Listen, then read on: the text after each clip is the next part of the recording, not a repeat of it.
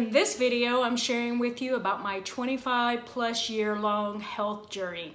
Stay tuned, I'll be right back.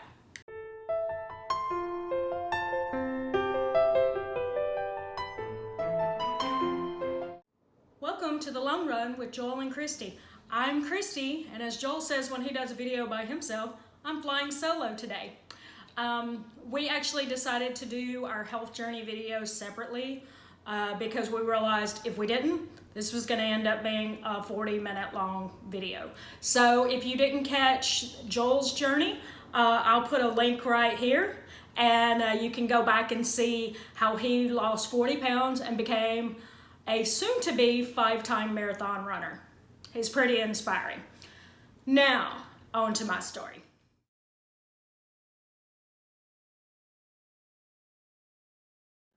As I said in the beginning little tag, the intro, I said 25+ year long health journey. So when I was a little kid, I was teeny tiny. People never thought I was my age because I was so small and little and skinny. Went through high school like that too. I think I graduated at about 95 pounds. Ironically, my best friend was also 95 pounds, but was 5 inches taller than I was. So I thought that I was average and she was skinny. So ironically, that was like, I was on the low end. I was even underweight myself and I didn't even realize that that was a thing.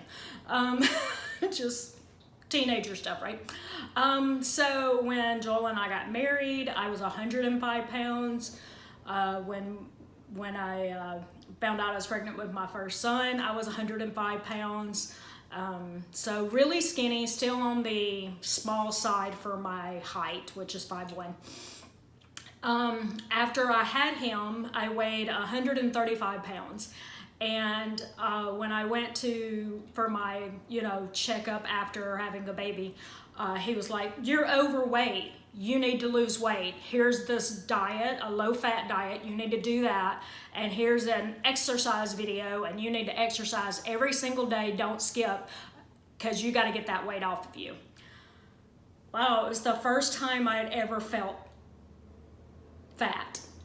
I hate using that word, but it was the first time I ever felt that way. And when I look back on it now, the truth is, the high end for my height is 130. So I was 5 pounds overweight.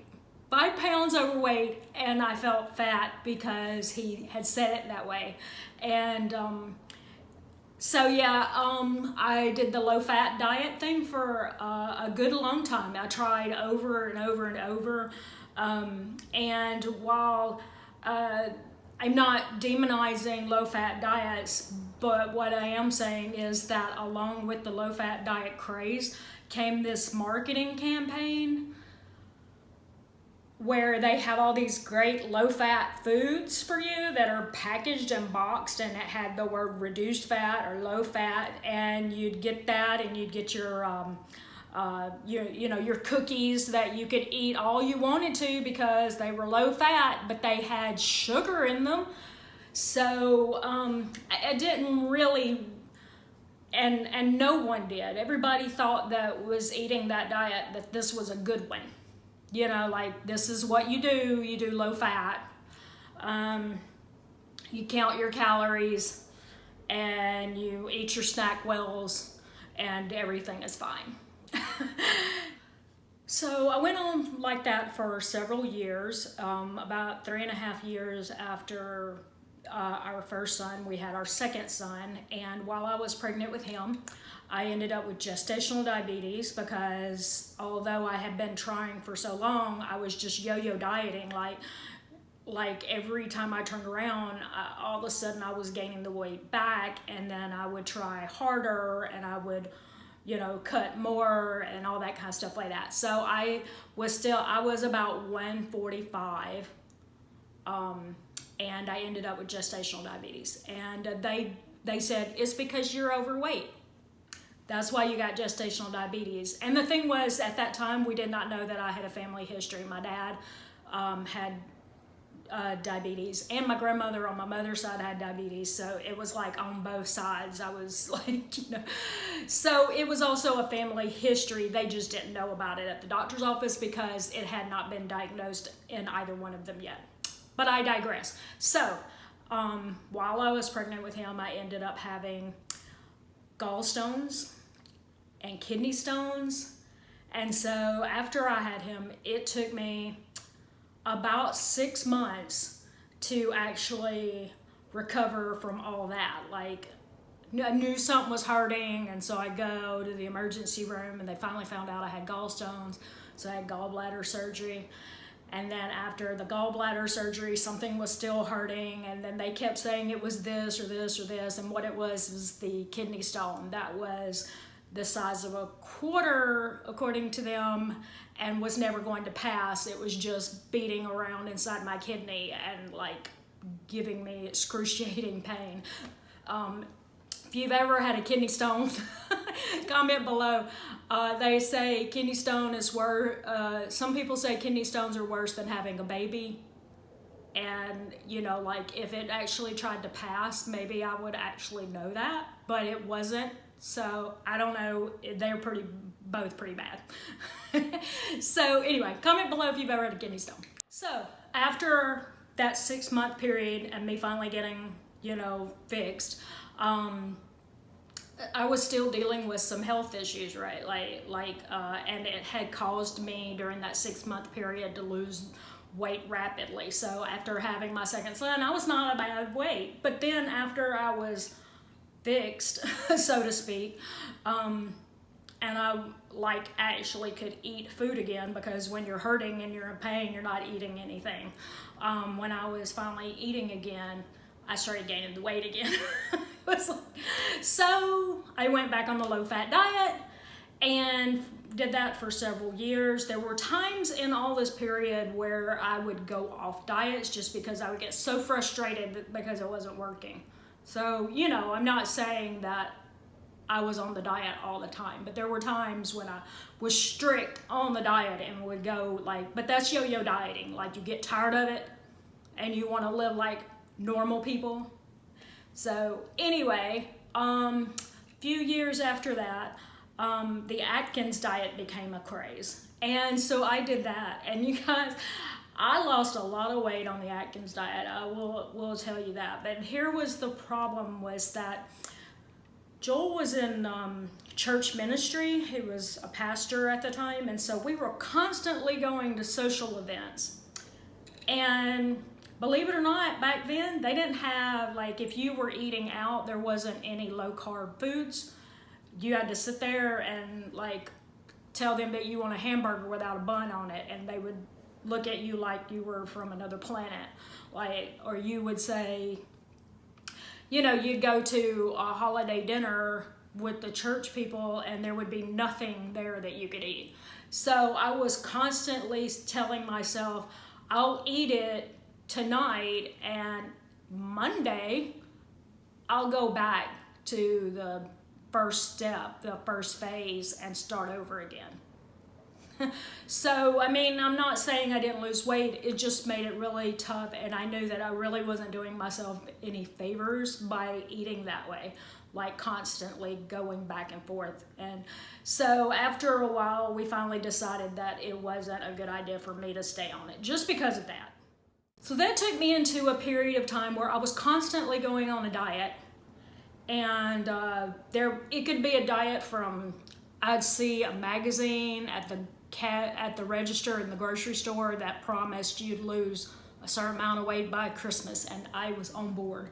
Whatever it was, I didn't research the diet. They said it would work. I was going to give it a try. That's how I went for a long time.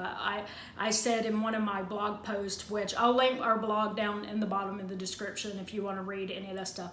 But I said in one of them that I did the apple cider vinegar tablet diet because it promised that you could eat like you wanted to as long as you took the apple cider vinegar tablets. So I've done them all, or at least almost all of them.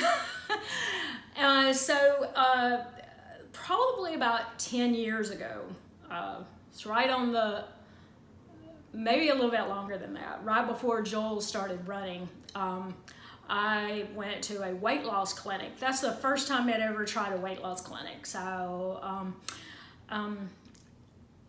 they put me on, I may say the word wrong, Fenterman.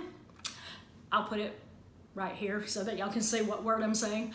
I mean, it worked, but my heart was always racing. I could tell that, like, it didn't give me energy, it just made my heart like palpitate. Like I felt like on edge all the time when I would take it.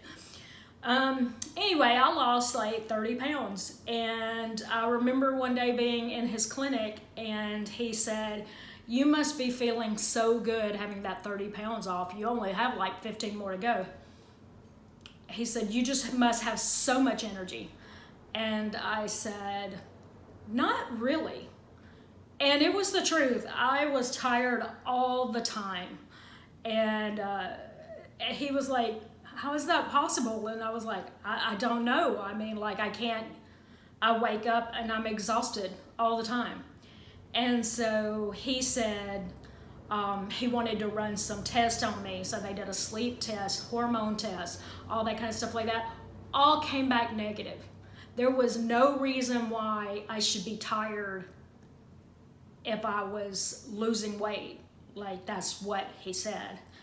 And what I have actually realized is that, you know, because they have you on a between 1,000 and a 1,200 calorie diet,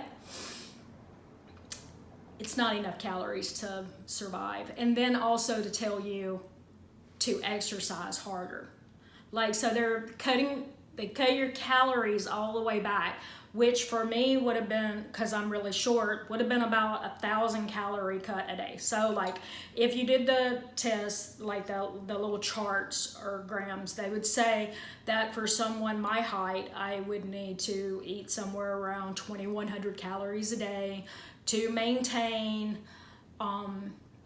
and if you like are somewhat active. If I am eating between 1,000 and 1,200 calories, that's about a 900 to 1,000 calorie a day difference. And it's just not enough for your body to survive. So I think that's more about it. Like, and it was also because I wasn't very adventurous with my food choices. So I would eat all the same foods every day. So I was eating only grilled chicken and broccoli and spinach and blah, blah, blah. And those things, while they're healthy and they're great, you can end up being malnourished if you're eating the same foods over and over and over and over and over and over and over. Like you have to have some variety in your diet, or you're going to be missing out on some vital nutrients. So anyway, sorry for the little rant. So we came to a point during that time where we had some financial obligations coming up that were big, and that was costing me $25 a week to go and get the Fenterman, or however you say it. And so that was $100 at least a month. And so I decided, Joel never asked me to do this, I decided that I'm close. I'm only 10 pounds away, so I will just cut out going and getting the Fenterman or whatever, and I'll just keep eating the way I was and exercising, and maybe I'll go ahead and lose it all the rest of it. I didn't. Even though I was still eating the same and I kept eating the same, my body just adjusted to only having 1,000 to 1,200 calories, and I stopped losing weight and slowly started gaining it back. So fast forward another couple of years, and please don't at me, this is just my own experience. HCG was very popular then, and there was a promotion going on at a weight loss clinic to do HCG, and I talked to an RN who's a good friend, and she said that from her research and everything, that she thought that it was safe, and that she would recommend it. So because she was an RN and because we trusted her, which I still do, she wasn't wrong, I mean, it works, I went and I did the program. So in the HCG program, I would take it for 21 days. I didn't want to do a really long thing. And besides, I was somewhere around 190 pounds at the time. I wanted to do the program for only 21 days, and then he said, you know, like after like you do the 21 days and then you do like a session where you start adding calories back real slow and stuff like that, that after that it's like about a 3-month period. If I still have more weight to lose, because I would probably stop losing weight after that 3-month period. I wouldn't gain it back, but I would probably stop. That I could do another round of it and then, you know, finish it off. And because I didn't have like an enormous amount of weight to lose, that would probably be all it would take. So I did the program. I was probably 25 or 30 pounds in that 21-day period. And I kept losing weight. It never plateaued. I got all the way down to 118 pounds. I'll put a picture right here so that y'all can see what I'd actually gotten down to. And so about a month or two after I got to my goal weight, I started having weird symptoms, and I don't think it was about the HCG. I think it was about the calorie restriction, and again, malnourishment, because I was eating the same foods all over again, over and over again. But first it was like, you know, like glands. Like I thought maybe my thyroid was starting to become a problem. So I had that, and then like my neck was always hurting, not just where my glands were, but just all back in here was always hurting. Which I have had an injury. I was in a car wreck, so it could have been that, but it just seemed more intense. And then I also, when I described this to Joel, I thought, he's gonna think I'm absolutely nuts. And I still think, like, when people hear me say this, it sounds like I'm crazy. But it felt like something was sitting on my eyelashes. Like, just on this eye.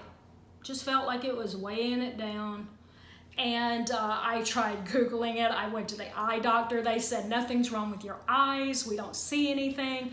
And I did some, I eventually stumbled on some people who said that when you're malnourished, you can have some weird eye symptoms. And so I still think I had been eating, like, for that 21 days, you know, it's like less than 500 calories, and the HCG makes it so that you're not starving, and your body starts using the fat, you know.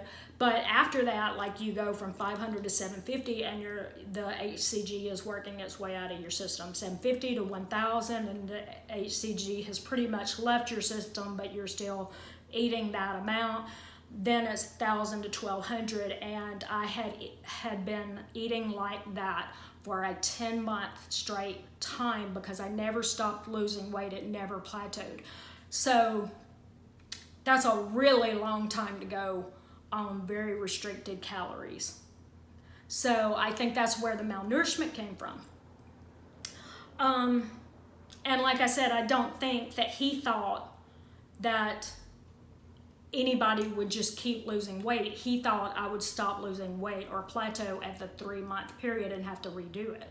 So I think that I'm weird anyway. I've always said that. So that brings us back to a couple of months later. I had started gaining some of the weight back. I was back up to about 123, which was still in my weight range, but there was concern because why am I gaining weight? And then why am I having weird symptoms? We had my thyroid tested. There wasn't anything wrong with it. didn't know. So then 2 months later, Joel lost his job. And if you saw our debt-free journey story, you'll know that when he lost his job, I still had a job, but it wasn't enough to pay the bills. So I was extremely worried that about how we were going to do that. So I had weird symptoms, starting to gain weight back for no reason, and stressed out beyond belief because I did not know how we were going to pay our bills. Okay, we're going to cut the video right here, and we will release part 2 of my health journey story on Tuesday, November 12th. So be sure to like, share, subscribe, and hit the little bell so you don't miss when that is released. In the meantime, check out one of these videos that's scrolling at the top. Until next time, bye.